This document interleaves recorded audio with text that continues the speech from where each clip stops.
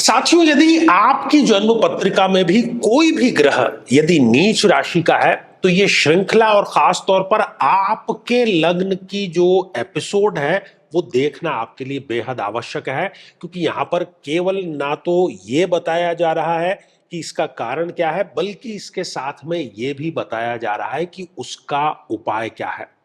शर्त केवल इतनी सी है कि आप अपनी जन्म पत्रिका अपने समक्ष रख करके फिर ये एपिसोड देखिए, ताकि आपको पूरी जो बात है वो सटीक समझ में आ जाए। तो मेरे बहुत ही प्रिय और बेहद सम्मानित साथियों, हृदय की असीम गहराइयों से अभिनंदन, बहुत बहुत हार्दिक स्वागत। साथियों, ये रही एक मिथुन लग्न की जन्म पत्रिका, और मिथुन लग्न में मंगल देव यदि नीच राशि के हो जाएं तो वो क्या परिणाम देते हैं, इसको हम जान लेते हैं।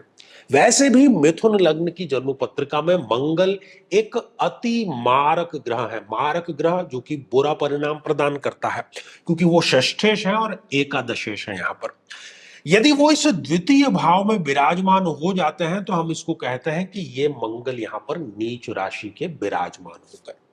यहां पर विराजमान होकर के मंगल करेगा क्या एग्जैक्टली, उसके जो कारकत्व के हिस्से हैं, भाइयों से वो वैमनस्य बहुत हद दर्जे तक का बढ़ा देगा। एक दूसरे की शक्ल तक देखना व्यक्ति जो भाई है वो पसंद नहीं करते हैं। भूमि में जो किया गया निवेश है वो अक्सर बहुत सेफ, बहुत सुरक्षित माना जाता है, लेकिन इनको भूमि से भी किसी भी प्रकार का कोई लाभ नहीं मिलता है। इवन यदि ये रियल एस्टेट का भी कोई काम करते हैं तो उसमें भी इनको नुकसान ही मिलता है। अपने स्वयं के घर का जो सपना है वो भी इनका सपना ही बना रहता है। साथियों, ये यदि जीवन में कोई रिस्क लेकर के, कोई बड़ा रिस्क लेकर के काम करते हैं तो कोई संभावना नहीं कि वो इनका रिस्क कारगर होगा, घाटा ही उसमें आएगा। क्रोध जरूरत से ज्यादा होता है, क्योंकि मंगल जो है वो क्रोध को उबालने का कार्य करता है। पर्सनैलिटी में चिड़चिड़ापन जरूरत से ज्यादा आ जाता है। घाव चोट निरंतर लगते रहते हैं, छोटी बड़ी दुर्घटनाएं जैसे जीवन का हिस्सा ही बन जाती है। साथियों, मंगल इस जन्म पत्रिका में है एकादशेश, अर्थात इस 11th हाउस का लॉर्ड है।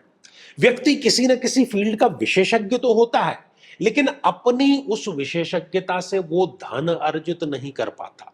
कहने को तो उसके आसपास आप देखेंगे तो हमेशा 4-5 लोगों की भीड़ रहेगी, लेकिन जहां पर कोई काम पड़ जाए, जहां पर कोई पीड़ा, कोई परेशानी आ जाए तो सभी लोग हाथ खड़ा कर देते हैं। आय का एक निश्चित स्रोत व्यक्ति को 40-45 वर्ष की आयु तक भी नहीं मिल पाता है। इच्छा पूर्ति का भाव होने के कारण इच्छाएं तो होंगी, लेकिन इच्छाओं की पूर्ति नहीं होगी। साथियों, मंगल स्वयं इस छठे भाव के भी लॉर्ड हैं, जो कि रोग का भाव है, अर्थात किसी न किसी प्रकार का लाइलाज रोग व्यक्ति को अवश्य लग जाता है। ऋण जिस उद्देश्य के व्यक्ति ने लिया था, लोन बहुत आसानी से आजकल मिल जाता है, लेकिन इस लोन को चुकाने के लिए दूसरा फिर तीसरा, इस प्रकार से ऋण चक्र में व्यक्ति फंसता रहता है। शत्रुता यदि किसी से हो गई है तो शत्रु सदैव इन पर हावी ही रहते हैं। छोटी बड़ी जेल यात्रा उसका संयोग यहां पर बन जाता है।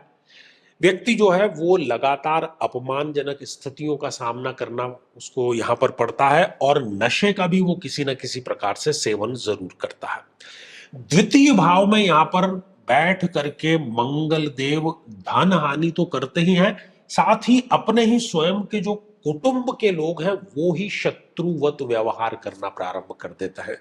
व्यक्ति अपने क्रोध और चिड़चिड़ेपन के कारण अपना स्वयं का जो बनता हुआ काम है उसको भी बिगाड़ने का कार्य करता है। मंगल अपनी चौथी दृष्टि से इस पंचम भाव को देख रहे हैं, जो कि आकस्मिक धन हानि शेयर मार्केट या किसी और माध्यम से करवाता ही रहता है। प्रेम संबंधों में भी व्यक्ति को धोखा ही मिलता है।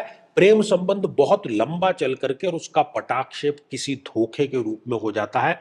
संतान प्राप्ति में भी मंगल यहां पर बाधक अवश्य बन जाता है। मंगल अपनी 7वीं दृष्टि से इस अष्टम भाव को, जो कि मृत्यु तुल्य कष्ट का भाव है, वो अवश्य दे देता है। ससुराल पक्ष से संबंध जरूर खराब कर देता है, और गलत अगर किसी संगत में पढ़ करके व्यक्ति ने 2 नंबर का कोई कार्य किया है तो वो छोटी बड़ी जेल यात्रा भी अवश्य करा देगा। अपनी 8वीं पूर्ण दृष्टि से ये भाग्य स्थान को देखने का कार्य कर रहा है, तो भाग्य साथ देने वाला नहीं होता।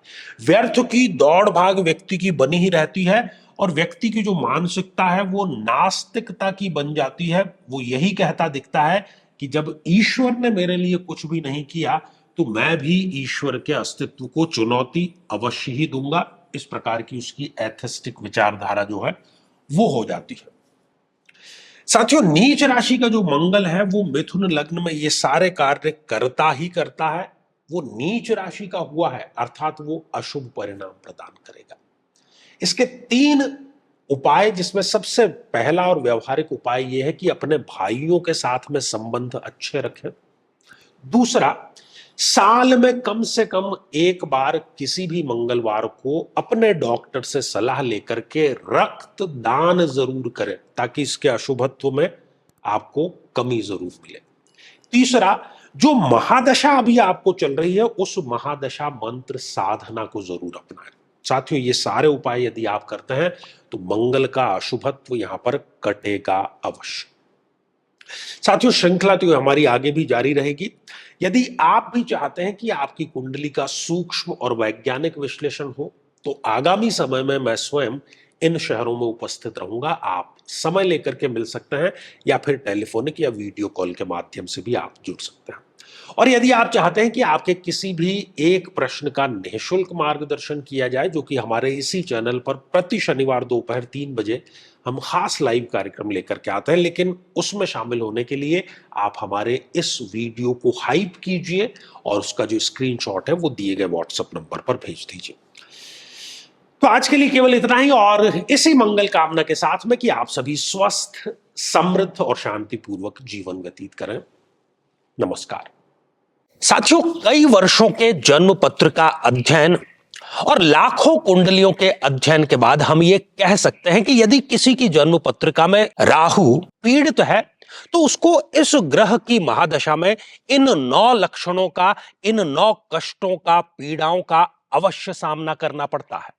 ये भ्रम की स्थिति पैदा कर देता है। व्यक्ति ये निर्णय नहीं ले पाता कि उसके लिए सही क्या है, गलत क्या है, और यदि वो निर्णय ले भी लेता है तो वो निर्णय उसके लिए आत्मघाती साबित होता है। हर एक कार्य में हानि, हर एक कार्य में आकस्मिक समस्याएं सदैव खड़ी रहती है।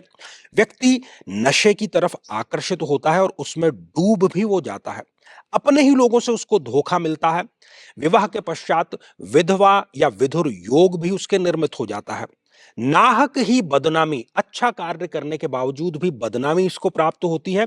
छोटी बड़ी जेल यात्रा का योग भी यहां पर निर्मित होता है, और घर में सदैव गृह कलेश का वातावरण बना रहता है।